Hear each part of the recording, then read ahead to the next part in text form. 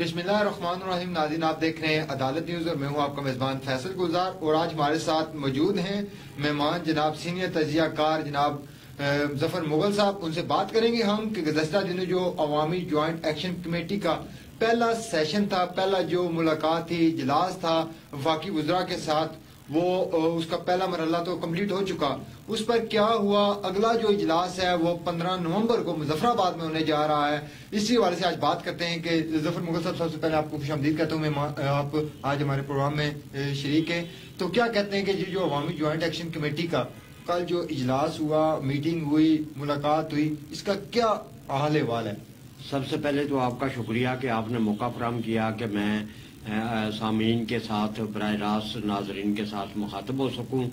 तो जहां तक अवामी एक्शन कमेटी की जो वफाकी वज़रा के साथ कमेटी थी उसकी मुलाकात का जिक्र है, आपने किया है, तो इस हवाले से मैं ये कहना चाहता हूँ कि ये अच्छी शुरुआत है। लेकिन बुनियादी तौर पर जो 38 नकाती चार्टर ऑफ डिमांड था उसके मुताबिक बात होनी थी।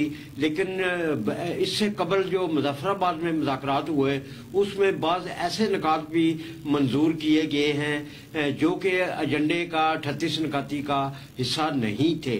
उनमें एक बात जो है वो आज़ाद जम्मू कश्मीर के अकलौते तालीमी बोर्ड की बात भी नुक्ता भी शामिल है जो कि 38 नकात में शामिल नहीं था।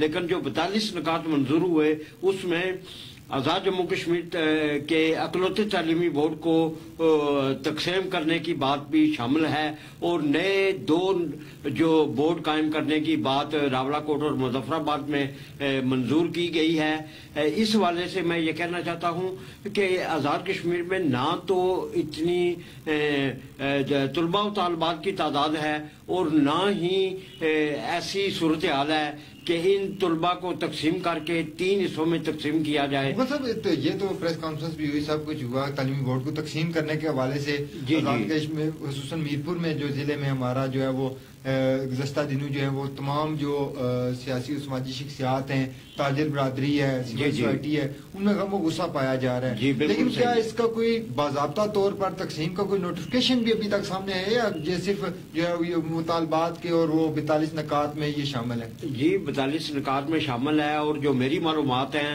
कि उसके दूसरे ही रोज जो मुजफ्फराबाद में मुज़ाकरात हुए, वज़ीर-ए-आज़म आज़ाद कश्मीर के पास एक तजवीज़ जो है वो बग़र्ज़ मंजूरी चली गई कि आज़ाद कश्मीर में 2 नए तालीमी बोर्ड कायम किए जाएं।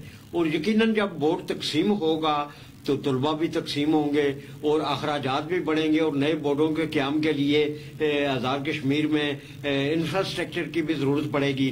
और ये गए थे नमाजें बख्शवाने के लिए, लेकिन रोज़े भी गले पड़ गए। इस लिहाज से जो है वो किसी सूरत भी ये जो नए तालीमी 2 बोर्ड कायम करने की तजवीज़ जनाब वज़ीर-ए-आज़म के पास मंजूरी के लिए पहुंची है वो किसी तौर पर दुरुस्त नहीं है। वो सब क्या समझते हैं कि तालीमी बोर्ड का जो मामला चल रहा है, जो दोनों तरफ से जो है वो मुजफ्फराबाद वाले और रावलाकोट वाले कह रहे हैं कि तालीमी बोर्ड को तकसीम होना चाहिए, मीरपुर वाले कह रहे हैं कि नहीं होना चाहिए, तो क्या ये डिवीजनों को और सबको आपस में लड़ाने की कोई साजिश भी हो सकती है? जी बिल्कुल, आपकी बात ये बजा है। ये सवाल भी बनता है, मीरपुर डिवीजन के लोग भी ये सवाल उठा रहे हैं। और गुज़श्ता दिनों जैसा कि आपने जिक्र किया कि मीरपुर के हर मकतबा फ़िक्र के लोगों की एक जो मुतफ़िका प्रेस कॉन्फ्रेंस थी जिसमें 14 नकाती चार्टर ऑफ डिमांड जारी किया गया है, उसमें नंबर 1 जो पॉइंट है वो यही है कि मीरपुर में जो तालीमी बोर्ड कायम है वो मीरपुर का नहीं है बल्कि वो पूरे आज़ाद कश्मीर का अकलौता तालीमी बोर्ड है। और इसको तकसीम करने की बजाय, नए बोर्ड कायम करने की बजाय जो है वो दौरे जदीद के मुताबिक चूंकि ग्लोबलाइजेशन हो चुकी है, डिजिटल सिस्टम आ चुका है और इसको डिजिटलाइज की तरफ ले जाया जाकर इसको मजीद बेहतर बनाकर 10 अजला में कम खर्च से बाला नशीन काम वो लिया जा सकता है। यहाँ पर हम बात करेंगे आज़ाद कश्मीर की मौजूदा सियासी सूरत हाल की। मौजूदा जो सियासी गहमा गहमी है, सर्दी गर्मी है, उसमें तेजी आ चुकी है। जो है वो तहरीक अदम एतमाद लाने की भी बाज़गाश थी, जो है वो सीटें पूरी की जा रही हैं। ये कहा जा रहा था कि कोई डील भी हो रही है। क्या सदर रियासत आज़ाद कश्मीर, जिनका तलक मीरपुर आज़ाद कश्मीर से है, ہمارے 3-4 وزراء تھے ان کا یہاں پر جھنڈی لگا کر وہ پھرتے رہے. عوامی جوائنٹ ایکشن کمیٹی نے 7 دن تک پورا آزاد کشمیر جام رہا. ان کا کردار کیا تھا؟ جی دیکھیں، جہاں تک صدر ریاست کی بات ہے، وہ 8-9 مرتبہ میرپور سے ممبر اسمبلی منتخب ہو چکے ہیں، اور ابھی ان کے صاحبزادے بھی کابینہ کا حصہ ہیں، یہاں سے میرپور شہر سے ممبر اسمبلی ہیں، اور خود بیرسٹ صاحب جو ہے وہ صدر ریاست کے عہدے پر براجمان ہیں. لیکن اب ان کی صحت اجازت نہیں دیتی، کیونکہ وہ ایک موذی مرض میں مبتلا ہیں، اور نہ وہ صحیح طرح سن سکتے ہیں، نہ بات چیت کر سکتے ہیں. انہوں نے اپنی ایکٹیویٹیز بھی محدود کر رکھی ہیں، اور ان پر جو علاج معالجہ پر اخراجات آ رہے ہیں سرکاری طور پر، وہ بھی کروڑوں میں ہیں. تو اس لحاظ سے وہ تو کوئی ایسی ذمہ داری نبھانے کے لیے جو وہ بالکل ذہنی اور جسمانی طور پر اس قابل نہیں ہے. لہٰذا بہتر یہی ہے کہ وہ خود استعفیٰ دے دیں. اور میری معلومات کے مطابق ان کو یہ بھی کہا جا رہا ہے کہ وہ مستعفی ہو جائیں، اور کسی ایسی سنجیدہ اور جو ہیں ایسی شخصیت جن کو ان پر عبور حاصل ہو آئینی معاملات پر، چونکہ یہ آئینی سربراہ ہیں اور ان کا ذمہ دار ہونا جو ہے وہ بہت ضروری ہے. اس لحاظ سے کچھ نام بھی لیے جا رہے ہیں، اور یقیناً جو آگے آپ نے جیسا کہ کہا عدم اعتماد کی باتیں ہو رہی ہیں، یقیناً عدم اعتماد کی باتیں ہو بھی رہی ہیں.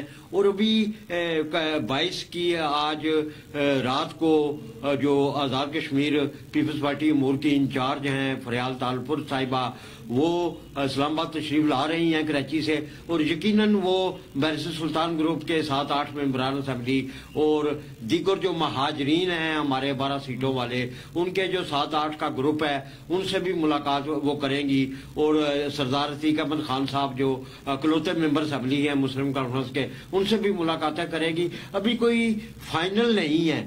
وہ کہتے ہیں کہ there are many slips between cup and lips. بہت سی باتیں چل رہی ہیں، بہت سے فارمولے چل رہے ہیں.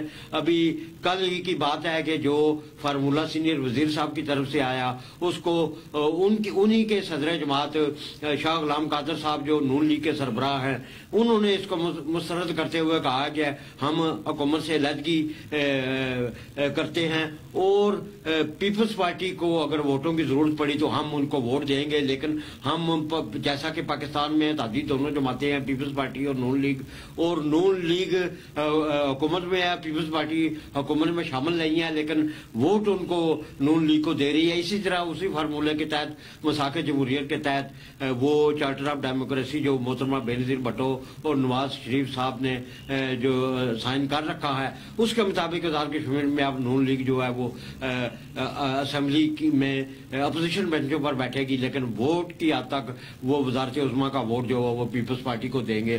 اور انہوں نے دعوت بھی دی ہے کہ پیپلز پارٹی اپنا جو ہے وہ وزیر اعظم قائد ایوان منتخب کر لے. بالکل جی ناظرین، یہ تو باتیں تھی سیاسی. اب بات کریں گے وائس چیئرمین بار کونسل کی.